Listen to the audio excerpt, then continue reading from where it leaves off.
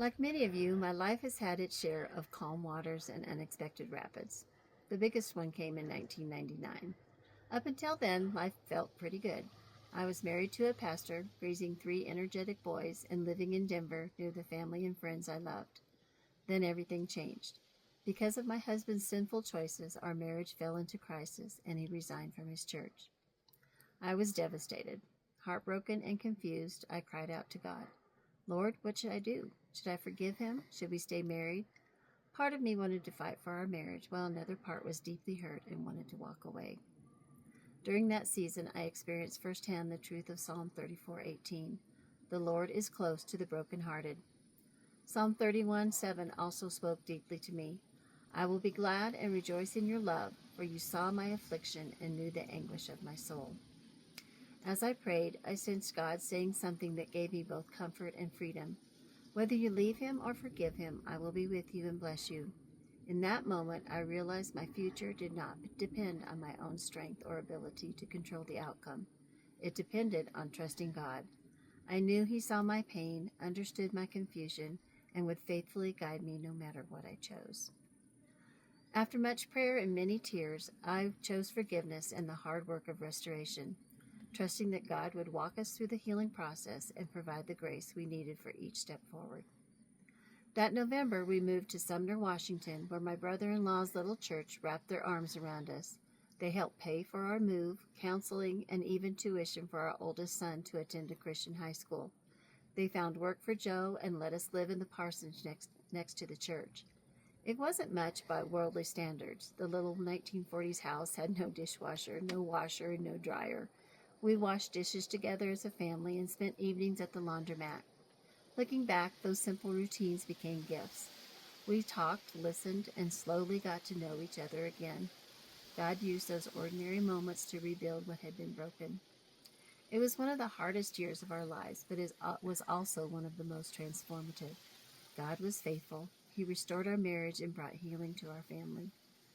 Years later, when each of our three sons became teenagers, Joe shared his story with them and asked for their forgiveness.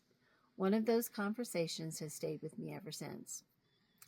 After a backpacking trip, our youngest son, Caleb, came home and found me curling my hair. He said, Mom, I need to tell you something.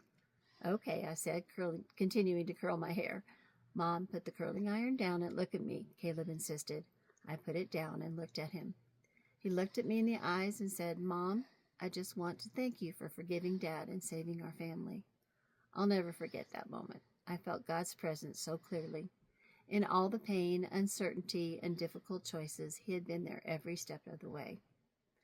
As I reflect on all God has done over the years, I am filled with gratitude for his faithfulness. He has strengthened our marriage, deepened our love, and carried us through challenges we could not have faced on our own. This December, we'll celebrate 45 years together, a gift I could never have imagined during those dark days. Our oldest son married the girl he met at that little church in Sumner when they were teenagers, and today we have four beautiful red-headed grandchildren. Caleb and his wife Mindy have a daughter named Cora Lee who brings so much joy to our lives. After 7 years away from ministry, God opened the door for Joe to serve again. Eventually, he became a pastor in Washington, and later God called us back home to Colorado to serve at Mountain Heights Church. Looking back, I see a God who restores, redeems, and remains faithful.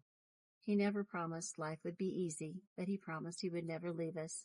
Again and again, he has taken situations that seemed beyond repair and created something beautiful from them.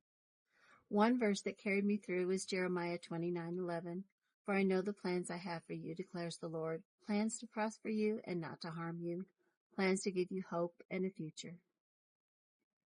I've known hurt, fear, and uncertainty, but I've also learned that God's grace is bigger than our failures. I have never regretted choosing forgiveness. God honored that choice in ways I could not have predicted, restoring what was broken and using our story for his purposes. And one final thought. That little church in Washington no longer exists. In many ways, they gave their life to help save ours. Their love, generosity, and sacrifice changed the course of our family's story. That's a big part of why we feel called to spend our lives serving others and extending the same grace that was so freely given to us. Although that little church no longer exists, its name still deserves to be spoken. Christ Church of Sumner, Washington.